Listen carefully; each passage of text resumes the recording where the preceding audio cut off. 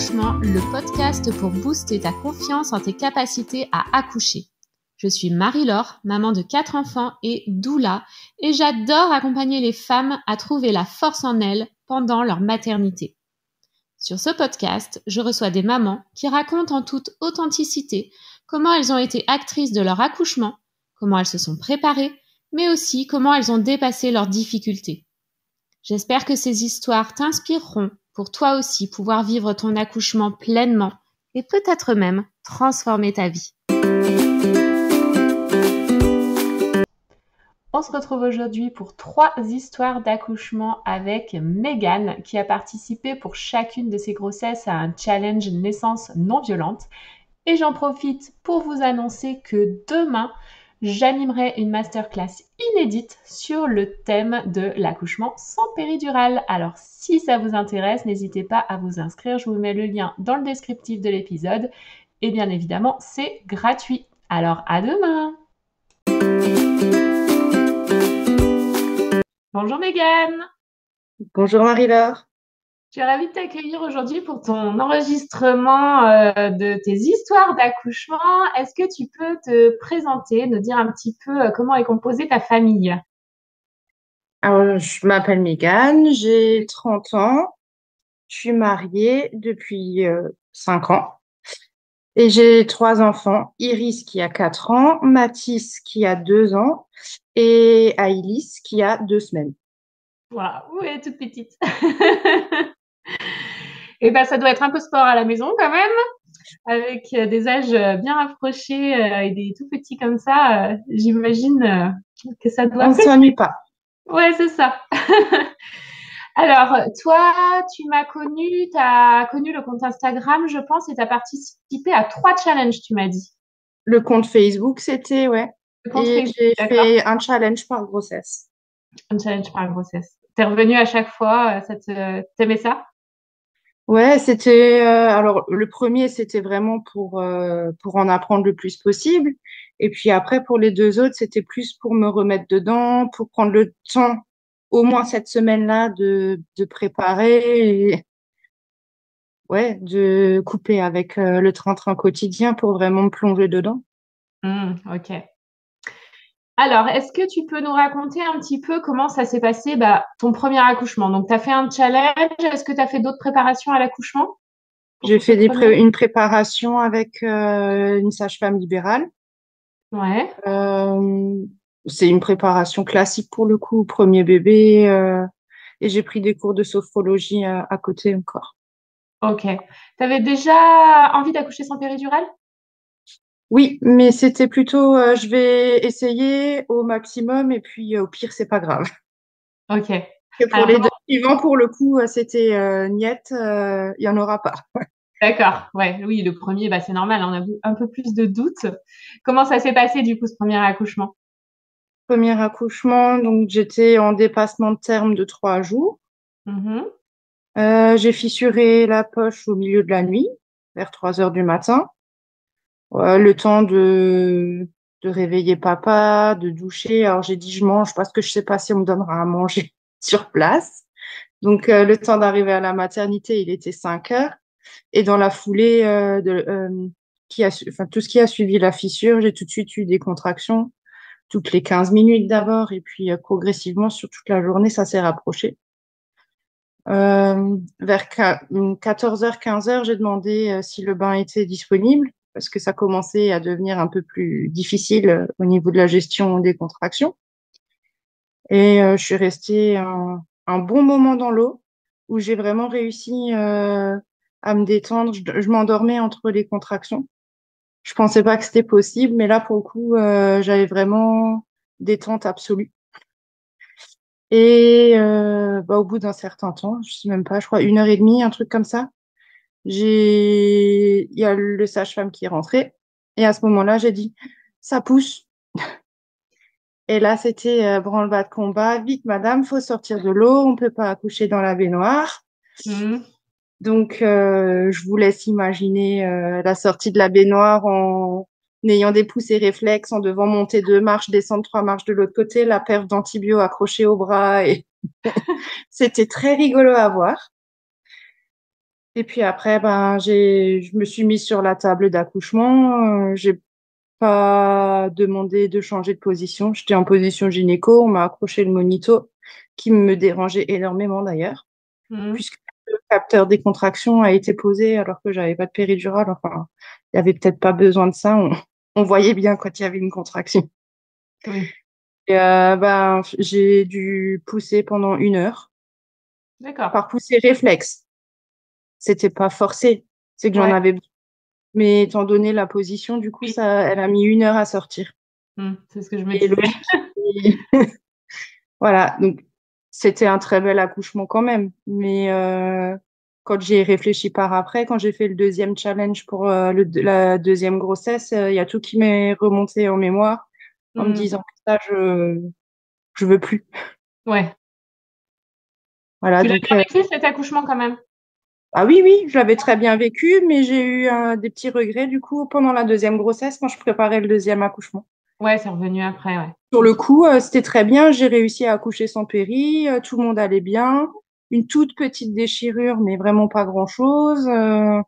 Ça aurait pu être bien pire. Ah bah, ouais, ouais. Sur, des poussées, pendant 1 heure sur le dos, oui, ça aurait pu être pire. Donc ouais. C'est juste qu'elle n'était pas encore assez descendue dans le bassin et que moi j'avais envie de pousser. Donc la sage-femme me disait, vous pouvez pousser, mais vous fatiguez pas trop. Essayez de pousser juste pour vous soulager en attendant qu'elle descende, mais pas pour l'expulser trop vite. Mmh. Et puis après, pour le coup, le placenta a mis 25 minutes à sortir. OK. Ils ont commencé à dire ah, attention, on est proche de la demi-heure, faudrait quand même qu'il sorte bientôt. Voilà, OK. premier accouchement qui était très bien au final, mais Et tu eu mal? Enfin, est-ce que tu appréhendais la douleur pour ce premier accouchement? non. Après, je suis pas forcément quelqu'un de douillette en OK. général, donc je savais pas ce que c'était, donc j'étais vraiment dans l'inconnu, mais du coup, j'appréhendais pas spécialement. Je Mmh. disais, de toute façon, je sais que ça fait mal, c'est pas, voilà. Mais il y a plein d'autres femmes qui arrivent à accoucher de manière naturelle. Je vois pas pourquoi j'y arriverais pas. Donc, j'étais partie plutôt sur cet état d'esprit-là. OK, et du coup, tu as pas été, subjuguée par la douleur, tu as géré ton truc? À un moment donné, quand ça commence à pousser, alors je hurlais, mais c'était pas. J'espère Mmh. que j'ai pas effrayé d'autres mamans d'ailleurs, mais j'ai hurlé pour mes 3 accouchements, mais c'était pas des hurlements de souffrance. Mmh. C'était vraiment pour se donner de la force. Enfin, c'est difficile à expliquer hors contexte, mais Ouais, pour se c'est pas donner des de hurlements de l'énergie, de la souffrance. force, C'est incontrôlable. Ça sort ouais, seul. OK, super. Bah, c'est chouette d'entendre, ce témoignage par rapport à un premier bébé, tu vois? Où, finalement, bah, ça s'est bien passé, quoi. Bah oui, très bien. Et puis après, quand on prépare le deuxième, on se rend compte qu'il y a quand même des détails qu'on ne veut Mmh, plus. évidemment. Le fait de devoir sortir de l'eau, de ne pas avoir demandé de changer de position et de rester couché sur le dos. Mais sur le coup, j'étais tellement concentrée sur les poussées, les contractions que je pouvais quasiment même plus bouger en fait. Oui, oui, C'était déjà un exploit d'avoir pu sortir de la baignoire et marcher jusqu'à la table. carrément.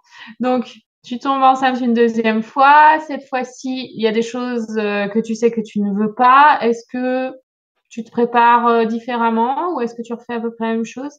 Je change de maternité pour une maternité qui accepte les accouchements dans la baignoire. Mmh. OK. Donc là, elle est pas trop loin de chez moi, c'est à peu près la même distance que l'autre, sauf que c'est pas celle du secteur, elle est de l'autre côté, dans l'autre Ouais. secteur. Mais au niveau distance, ça nous change rien. OK. C'est une maternité de niveau 1, donc fallait quand même que la grossesse, il n'y ait pas de pathologie, qu'on passe les 36 semaines. Oui. Ils sont hyper branchés physio là-bas. Le clampage tardif du cordon, la position libre, c'est des choses qu'ils font régulièrement. Il n'y a que 50% de péridurale, OK. donc c'est Vas-y, vraiment dis-nous le pas nom de la beaucoup. maternité. C'est à Wissembourg, c'est un hôpital public, D'accord. Dans quel département? le 67, dans le OK. Bas-Rhin. OK, OK. C'est tout Donc proche de l'Allemagne. Je Donc, pense du qu'il coup, y a les ondes allemandes qui ouais, arrivent. ouais, tout à fait. Donc, du coup, tu te prépares à aller accoucher là-bas. Le lieu te convient bien, ça répond à tes attentes. Est-ce que tu fais une préparation en plus ou pas? Comme j'avais déjà fait la préparation classique avec les sages-femmes du cabinet libéral, j'ai juste fait 2, 3 séances avec la sage-femme en particulier pour revoir la respiration, les poussées à l'expire, Mhm. même si quand on a les poussées réflexes, on réfléchit pas à comment on pousse, mais Oui. En fait, on le fait automatiquement. Mais c'est vrai que quand on n'est pas dans les poussées réflexes, ça peut être bien d'essayer de reproduire ça. voilà. Après, j'ai lu, alors pour le premier aussi, j'avais lu un bouquin qui s'appelle Message d'une sage-femme pour une naissance libre. Mm. Je sais plus le nom c'est une sage-femme qui l'a écrit, mais je sais plus son nom. En tout cas, il m'avait aidé à lâcher prise parce que j'étais énormément dans le contrôle de tout avant. Ce livre m'a changé la vie en général, hein, pas juste pour l'accouchement, parce que du coup, j'ai lâché prise sur plein de choses. Mm. Et puis pour le deuxième, j'ai lu J'accouche bientôt, que faire de la douleur Ouais. et la première BD de De La Lucie naissance en Gomez. BD, le tome 1. Les Ok. deux autres ne sont pas encore sortis. Et puis le challenge. Mm. Et puis c'est tout. J'ai fait un projet de naissance aussi, je l'ai écrit, je l'ai montré. Voilà. T'en avais pas fait pour le premier. Je l'avais fait, mais très rapidement et on l'a jamais montré. Ouais, ok. D'accord. Alors, comment il s'est passé ce deuxième accouchement? Deuxième accouchement, 40 semaines et 5 jours. Donc pas dépassement de terme cette fois. Mm. On était proches, mais j'avais attrapé le Covid une semaine avant d'accoucher. Ouh. C'était pas trop sympa. Et j'ai accouché le jour où je suis sortie de la période d'isolement, la semaine d'isolement. Donc, je suis arrivée à la maternité. Ils nous ont demandé où on en était au niveau du Covid parce que c'était vraiment début 2022. Il y avait encore plein de protocoles, les tests à l'entrée. Donc, on est arrivé avec mon mari. On avait tous, toute la famille, la grande, l'aîné, moi, mon mari. On était tous malades. On est arrivé, on vient de sortir d'isolement aujourd'hui. Donc, on nous a pas embêtés avec le test et on a pu enlever le masque. Ok. Donc ça, c'était déjà bien. Oui. J'ai parlé à mon bébé tout le temps, en disant reste encore au chaud, c'est pas le moment de sortir, attends qu'on puisse être plus Mm. libre. Et il a écouté. Nickel. Donc le matin où je suis sortie d'isolement, je suis allée faire les courses parce que le frigo était vide. C'est moi une semaine à pas pouvoir sortir. Donc activation physique maximale, les packs de lait, les packs d'eau. Mm. Et tout transporter, tout ranger. Je me suis activée en cuisine, j'ai fait un gâteau, j'ai fait une quiche et j'ai senti toute la journée que ça commençait à travailler un petit peu, mais très très légèrement. Et Mhm. vers 20 heures le soir, ça a commencé à être plus régulier, plus intense. On a eu du mal à coucher la grande, donc elle arrêtait pas de se lever, de revenir. Papa essayait de la recoucher, mais elle remarquait que quelque chose se passait. Donc vers minuit ou 1 heure, il l'a ramenée chez mamie papy, qui habite le même village, donc il y avait 2 minutes en voiture. Et quand il est revenu, je lui ai dit, écoute, tu regardes l'heure, hein, moi je regarde pas. Quand c'est tous les 2 minutes, tu me dis, on y va parce que j'ai autre chose à penser. Et à un moment donné, il me dit, là, faudrait vraiment qu'on y aille. Tu fais des bruits très bizarres et c'est 2 minutes entre chaque. Donc, on a pris la voiture, on est allé à la maternité, on est arrivé à 2h15, donc au milieu de la nuit. Examen du col, j'étais dilatée à 3. Je regarde la sage-femme, je lui dis, non, non, il n'y a pas encore pour 5 heures, je vous assure, ça va venir là très, très vite. Et monitoring pour vérifier que bébé va bien. Pose de la voie du cathé bouché. Et dans la foulée, je demande la baignoire. Donc, elle a tout de suite dit à sa collègue, remplis l'eau parce que je pense que ça durera pas longtemps. Elle a sûrement entendu aussi à mes vocalises que ça allait très vite. Ouais. Donc, j'étais dans la baignoire, je peux même pas dire combien de temps, je pense une demi-heure. J'ai senti la poche exploser sur une énorme contraction, poussées réflexes qui ont suivi dans la foulée. J'étais à genoux, appuyée, accoudée sur le rebord de la baignoire. Et j'ai poussé 20 minutes, je pense. Le temps que bébé descende, qu'il fasse son yo-yo avec la tête pour masser le périnée et pas trop faire de dégâts.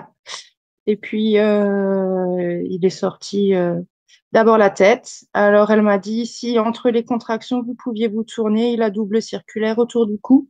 Et dans cette position, elle n'arrivait pas à défaire le Mm. cordon enroulé. Donc, une fois que la tête était dehors, je me suis retournée, je me suis mis en semi-assise pour qu'elle D'accord. puisse Au dérouler début, le tu étais cordon. à quatre pattes, c'est ça? Sur les genoux, ouais, penchée en avant. Et elle n'arrivait pas à dérouler le cordon. Donc, elle m'a demandé si j'arrivais à me tourner, que j'ai réussi à faire. Donc, elle a pu dérouler le cordon et encore une poussée pour faire sortir les épaules et il était là. Donc, 1 heure après l'arrivée à la maternité, il est né. Hyper rapide, quoi. Oui, très rapide. De dilatation 3 à la naissance en 1 heure. Donc, C'était comment au niveau contraction? bah là, pour le coup, j'ai pas réussi à m'endormir entre chaque parce que l'intensité était différente. Pas le temps de redescendre aussi bas que j'ai pu descendre pour la première parce que ça montait très, très haut. Heureusement que ça n'a pas duré longtemps. Ben, c'est l'avantage. C'est ça. Donc voilà, après, comme c'est accouchement dans l'eau et que ça reste une structure hospitalière, ils ont attendu que le cordon cesse de battre, ils ont tout de suite coupé, ils l'ont donné à papa et il fallait que je sorte le plus vite possible pour la délivrance du placenta. Ok. Et la seule condition de l'accouchement dans l'eau, c'est qu'il faut pouvoir sortir dans les 5 minutes pour pouvoir. Après, on est emmitouflé dans des serviettes, des couvertures pour pas avoir froid. Et c'est pas une mauvaise chose de sortir tout de suite parce qu'il y a encore toute l'adrénaline qui te fait pouvoir te lever, marcher encore. Ouais, t'as encore Que si on l'énergie. attend encore 10 minutes de plus, on a plus, on se lève Ouais. plus. C'est vrai. Et puis après, pas de difficulté à la sortie du placenta. J'avais accepté l'injection d'ocytocine Ok. pour la délivrance. Donc, ça a été fait au moment où la tête est sortie. Donc, c'était assez rapide. Après, je pense 10 minutes peut-être Mm, mm. pour que le placenta Oui. sorte. Ok. Et pas de déchirure cette fois. Yes. Nickel. Position physio, dans l'eau. Ah oui, dans l'eau, tout ce que tu n'avais pas pu avoir pour la première, finalement, tu l'as eu pour le deuxième. Ouais. Ah oui, là, pour le coup, c'était un accouchement rêvé, rapide, efficace, pas de séquelles. Comment tu Moi, l'as vécu? Comment, enfin voilà, quel souvenir que tu en moi, gardes? très bien. Pour le coup, j'étais fatiguée parce que ça faisait nuit blanche, du coup. Mhm. Parce qu'on était encore sous surveillance et qu'on est entré en chambre qu'à 6 heures du matin. Oui. Donc, ça faisait quand même longtemps que j'avais pas dormi. Mais c'est un accouchement de rêve, pour le coup. Ouais. Voilà, le gynéco a dû être appelé comme tous les accouchements dans l'eau, mais il est resté dans le cadre de la porte juste pour au cas où. Ouais. Je l'ai entendu dire bonjour et il est reparti une fois que le bébé était dehors. Je l'ai pas vu. Nickel. Trop bien. Voilà. Et donc pour la première, j'avais la respiration qui m'avait beaucoup aidée. Mhm. Là, on était plus sur des vocalises. Ok. Là, j'avais besoin d'un peu plus parce que je pense que c'était plus intense aussi. Donc la respiration seule ne suffisait pas. Mhm. Ok, ok. Euh, Troisième accouchement. Donc 2 ans. Troisième accouchement, donc il y a 2 semaines, pile aujourd'hui. Ça fait 2 semaines. D'accord. Cette Palpation fois-ci, interne. cette fois-ci, comment tu t'es préparée? Est-ce que tu as refait des choses? Est-ce que tu es retournée dans la même maternité? Comment tu as fait? Je suis retournée du coup à Wissembourg. J'avais pour projet d'accoucher dans l'eau encore une fois, si je le sentais au moment venu. Ok. Préparation, j'ai lu Le bébé est un mammifère, Mhm. Audan, et les 2 autres tomes de la naissance en BD. Ok. Comme ça, j'ai complété Bah oui. ma collection. Alors, j'ai lu plutôt parce que j'étais intéressée par les livres, mais après, tout ce qui avait été raconté, je le savais déjà depuis Oui, évidemment. un troisième challenge. Et c'est tout. Ok. Pour le coup, j'ai pas fait plus de préparation, ça servait Hmm. pas à grand-chose. Oui, ben ouais, c'était ton troisième. Tu avais Assez déjà eu rapproché, un les choses n'ont pas accouchement de changé. rêve, donc bon, Je savais ce que je voulais et ce que je voulais pas. c'est ça. Et donc, Comment pour ça le s'est coup, passé? dépassement de terme. Mais on est arrivé aux 5 jours. Donc, proposition de déclenchement.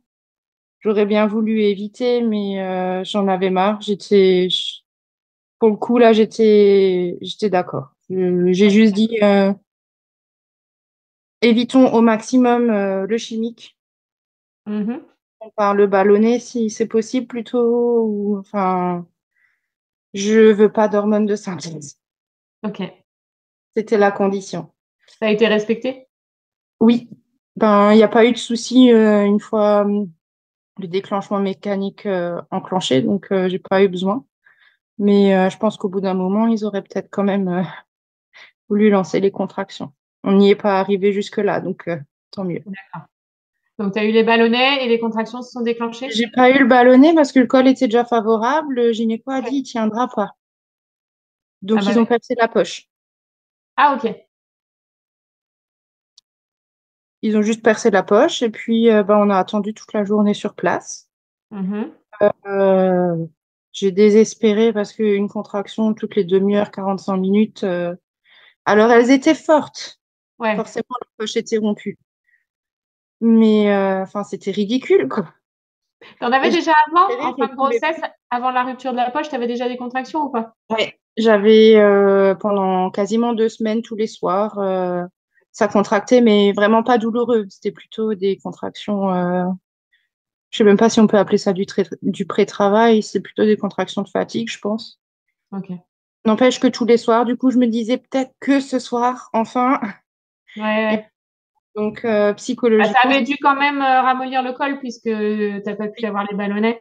Donc, ça a eu au moins cet effet-là. Et donc là, t'as senti que les contractions que t'avais après la rupture de la poche étaient différentes. ah oui, là pour le coup, fallait que je respire. Ok. Donc, c'est qu'il y avait quand même quelque chose. Hmm. Mais après 2 semaines à se dire tous les soirs, peut-être que c'est pour ce soir, psychologiquement, j'en pouvais plus. Et là, à chaque contraction, je me dis, allez, ça va se lancer. Et encore une fois, 3/4 d'heure avant la prochaine, je me disais, ça va jamais venir. J'ai une amie qui est sage-femme libérale que j'ai eue au téléphone l'après-midi. J'ai fondu en larmes complètement. Il devait être 16h30, 17h. J'en pouvais plus, j'en avais marre. Hmm. Depuis 15h30, je pleurais. Du Ok. coup, elle m'a demandé comment ça allait. Elle m'a appelé. Elle a dit, mais tu fais le syndrome du dernier bébé, hein. Tu veux Ah, pas le vas-y, lâcher. explique-nous. C'est quand on sait que c'est le dernier, on a du mal à le laisser sortir. Hmm. Mais elle m'a dit, tu verras quand ça va se lancer, ça va dépoter et ça ira très très vite. Mais il faut que tu le lâches, ton bébé, maintenant. Ouais. Et toi, t'étais d'accord avec cette analyse? Oui. Ouais. Ah oui. Ça t'a Ouais. parlé? Ouais, ouais. Parce que j'ai eu des très belles grossesses en plus et que j'étais très bien enceinte et que j'ai adoré être enceinte à chaque fois. Donc, j'avais quand même une part de moi qui voulait pas que ça s'arrête. Ouais. Hmm. Ok. Donc, elle a eu les bons mots. Elle a mis Je le les savais et sur, j'essayais de sur la lâcher situation. prise. Je le savais, j'essayais de lâcher prise, mais il n'y avait rien à faire. Ouais. Ouais, c'est pas évident. Jusqu'à ce que bah, j'ai lâché toutes les larmes de mon corps pendant 2 heures. Et après, ben, effectivement, tout s'est enchaîné très, très vite. Puisque à 17h30, j'ai commencé à avoir des contractions toutes les 10 minutes. Donc, j'ai eu 4 contractions espacées de 10 minutes, où j'ai dit au papa qui était rentré entre-temps pour s'occuper des grands, pour laisser un peu mamie souffler, la pauvre qui les avait déjà depuis toute la journée. Et je lui ai dit, je crois que ça commence à se régulariser, à se réguler, mais j'ai peur de t'appeler pour rien. Donc, reste sur le qui-vive, mais voilà, c'est pas la peine de courir tout de suite. Après, ça s'est rapproché toutes les 5 minutes. Ok. Donc, quand même assez vite, hein, puisque 17h30, j'ai eu à peu près toutes les 10 minutes, j'en ai eu 4. Donc, il devait être 18h quand ça s'est rapproché. À 18h30, je l'appelle de nouveau. Je lui dis, mange encore un petit truc, mais viens tout de suite après. Là, ça commence à piquer.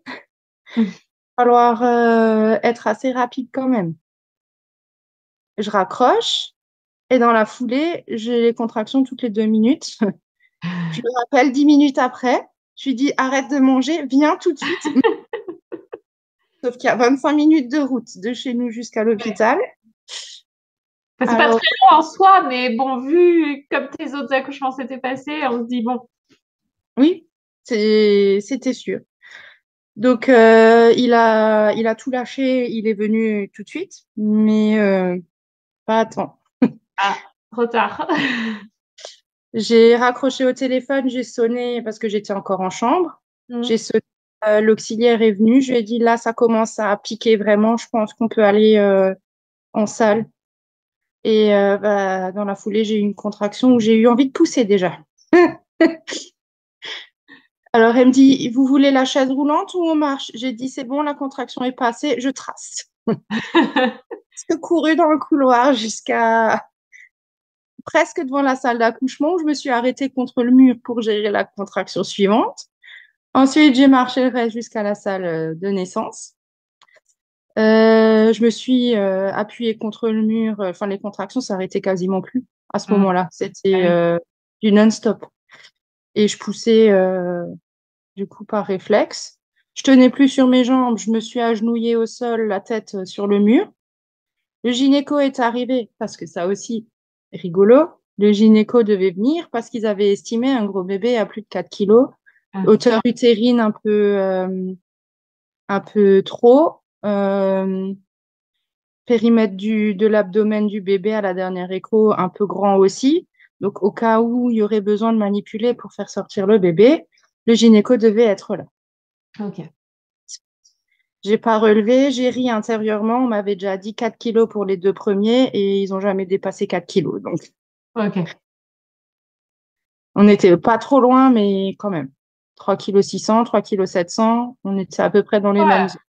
Bébé normaux. Donc, il était là, il m'a vu agenouillée au sol. On s'est fait gronder avec la sage-femme parce que c'est trop dangereux. Si le bébé tombe par terre, il va se cogner. Il a Ça peut jamais être fait grave. d'accouchement, lui. Alors, j'ai hurlé, mais je peux pas bouger.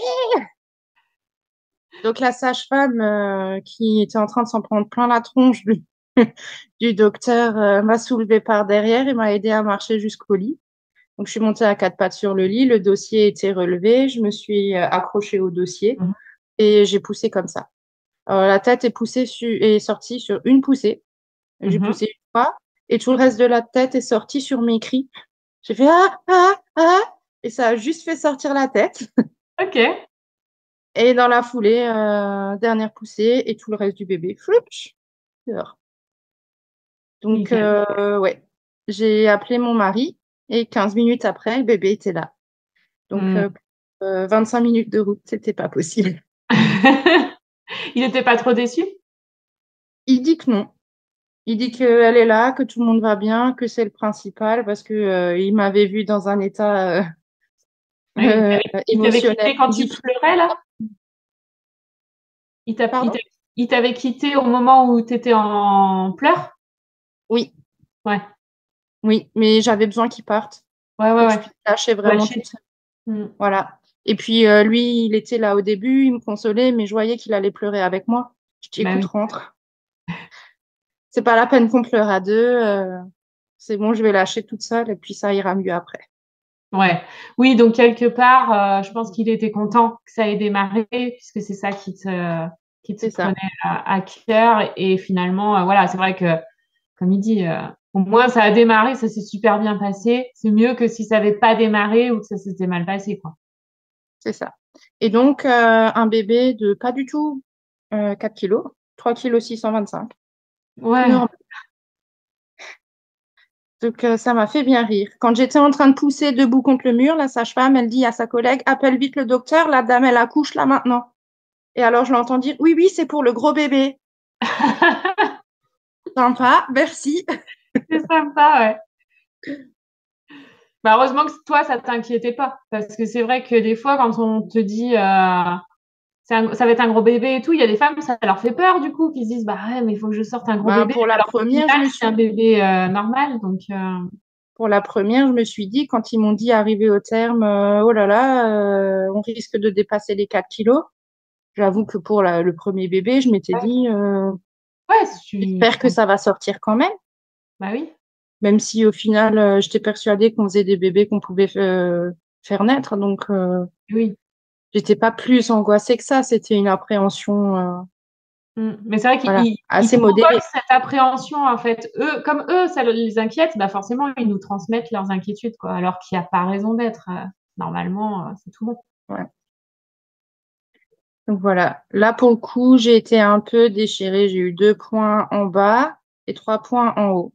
D'accord. Parce que bah, elle est sortie tellement vite que Ouais, Périnée n'a pas eu le temps d'être massé pour le coup là. la sortie boulet de canon. Quel souvenir tu gardes de cet accouchement? Comment tu te sens quand tu y repenses? J'ai eu beaucoup de mal à réaliser parce que ça allait tellement vite. Là, pour le coup, j'ai pas eu le temps d'avoir l'injection d'ocytocine, mais le placenta est sorti 5 minutes après. Enfin, Ok, il avait à peine cessé de battre, il est tout de suite sorti. ok. La sage-femme me voit pousser, elle me dit, vous fatiguez pas, vous poussez déjà. J'ai dit, ouais, mais il est là. Ouais. Faut qu'il sorte. Ah, ok, alors allez-y. Elle pensait pas qu'il allait suivre aussi vite, étant donné que j'avais pas eu l'injection. Hmm. Mais Du coup, ça a là, duré combien de temps, celui-ci?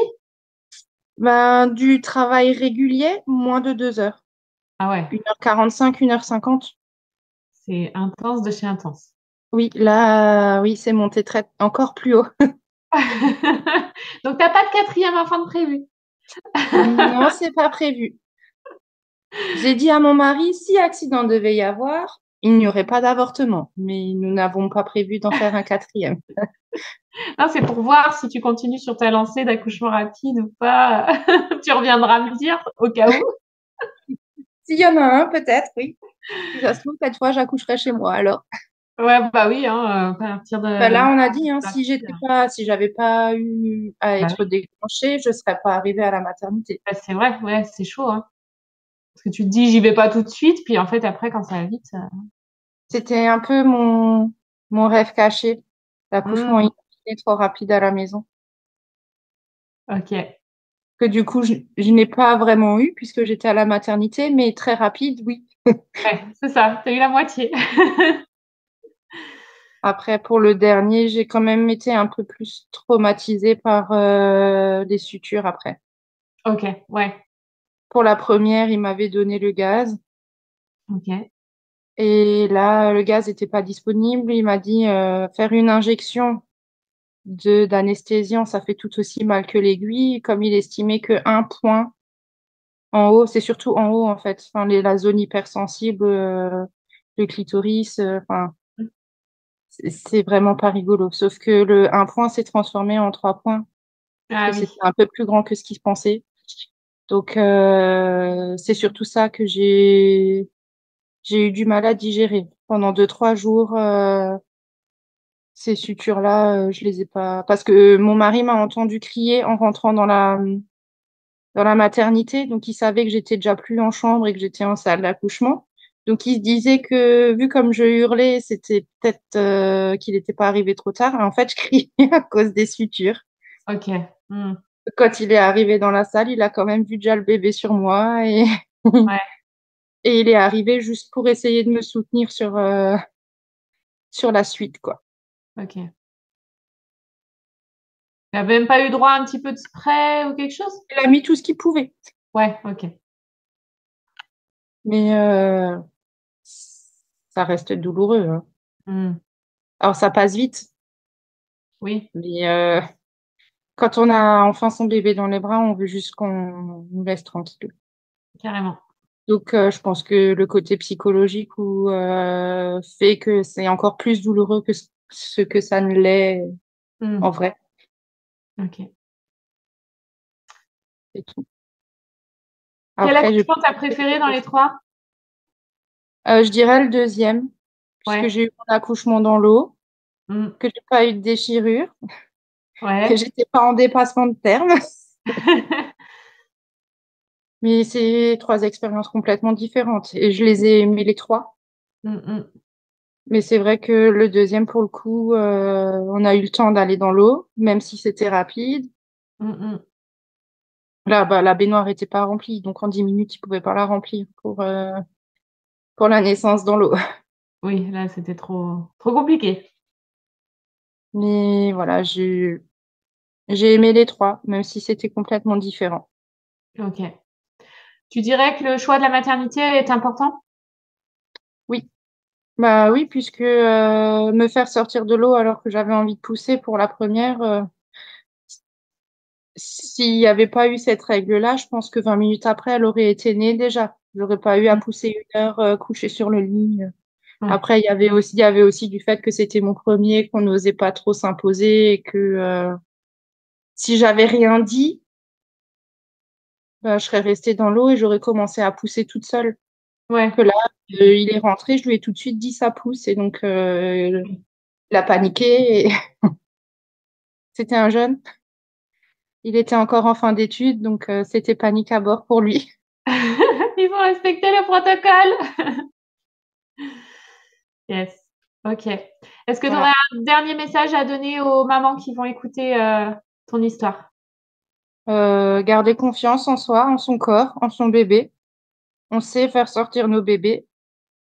C'est pas la peine de s'alarmer au moindre cri du personnel hospitalier parce qu'ils ont tellement peur d'avoir des conséquences par rapport à leurs responsabilités. Le gynéco qui nous a hurlé dessus parce que j'étais au sol, à la fin, quand il avait fini de me suturer, il a dit, je suis désolée de vous avoir embêté avec ça, mais c'est moi le responsable. S'il se passe quelque chose, c'est contre moi que vous allez vous tourner. Donc, ils ont vraiment peur de devoir payer des soi-disant erreurs. Ouais, ouais. Mm. Donc, c'est pas la peine de s'alarmer s'ils commencent à rentrer dans des discours un peu trop protocolaires ou alarmants. Mm. Ouais, il faut arriver à rester aligné avec soi-même, garder sa confiance. Eux, ils gèrent leur protocole et nous, on gère notre accouchement. C'est ça, exactement. Bien, eh ben, écoute, je te remercie beaucoup, Mégane. Aïlis a été super calme. Elle a dormi sur ton épaule pendant tout le temps, bercée par ta voix, sûrement. Ouais, mais c'est un super bébé, elle pleure pas beaucoup. Mm. Bah, en tout cas, elle est bien là où elle est, donc je pense que ses besoins sont comblés et du coup, bah, elle n'a pas besoin de pleurer. C'est Merci ça. beaucoup, Mégane. Merci à Et, toi. je te souhaite une belle vie avec tes 3 petits loulous. Merci beaucoup.